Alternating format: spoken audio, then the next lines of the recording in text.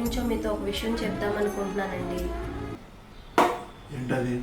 పాప పెద్దదవుతుంది కదా, మనం దాని ముందు గొడవ పడటం, తిట్టుకోవడం, దాన్ని తిట్టడం లాంటివి చేయొద్దండి. మనతో చెప్పుకోలేక అమ్మకు ఫోన్ చేసి బాధపడిందంట. సరే అంటే కుదరదు, మీరు నాకు ప్రామిస్ చేయండి. ప్రామిస్. ఇప్పటి నుంచి పాపని ఒక్క మాట కూడా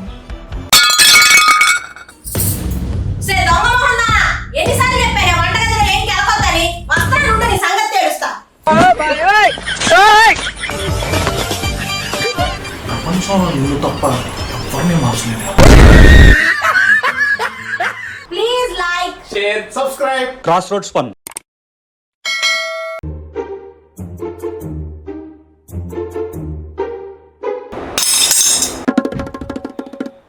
పగలగొట్టేసావా? పగలగొట్టే, అన్ని పగలగొట్టే. ఆ టీవీ పగలగొట్టే, ఆ బొమ్మ పగలగొట్టే, ఈ బాటిల్ పగలగొట్టే, ఈ టీపాయ్ కూడా పగలగొట్టే. అయినా సరిపోలేదనుకో, కిరసనాయలు పోసి కొంపంతా తగలబెట్టే. దరిద్రం వదిలిపోతుంది సాడ్చి. The next day.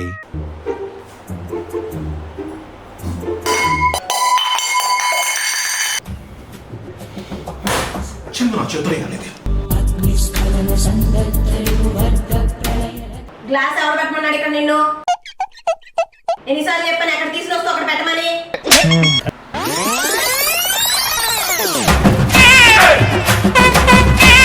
Please like, share, subscribe. Cross roads fun. మీ వంశంలో ఎవడైనా సరే పిల్లికి మిచ్చం పెట్టినోళ్ళు ఉన్నారా? ఉంటది మనతో. సచ్చినోడు, వీడి కళ్ళ ముందే నేను ఎవరో ఒకరికి సహాయం చేసి నేనంటే ఏంటో చూపించాలి. ఏమండి? ఎవరండి? చిన్న సహాయం కోసం వచ్చాం మేడం. సహాయమా? ఇదే మంచి ఛాన్స్. ఏం కావాలో చెప్పండి. అమ్మా, ఎండాకాలం కదా, ఈ రోడ్డు చివర యాప చెట్టు ఉంది కదా, ఆ యాప చెట్టు దగ్గర ఒక కూలింగ్ వాటర్ క్యాన్ పెడదాం అనుకుంటున్నాం. ఐడియా బాగుందే. ఎంత కావాలి? ఒక 500 చాలండి. 500 ఏం సరిపోతాయి? ఒక నిమిషం ఉండండి. ఇదిగో 1000 రూపాయలు తీసుకెళ్ళండి. ఒక్క నిమిషం. ఎండాకాలం అంటే చాలా మంది మంచినీళ్ళు తాగుతూ ఉంటారు.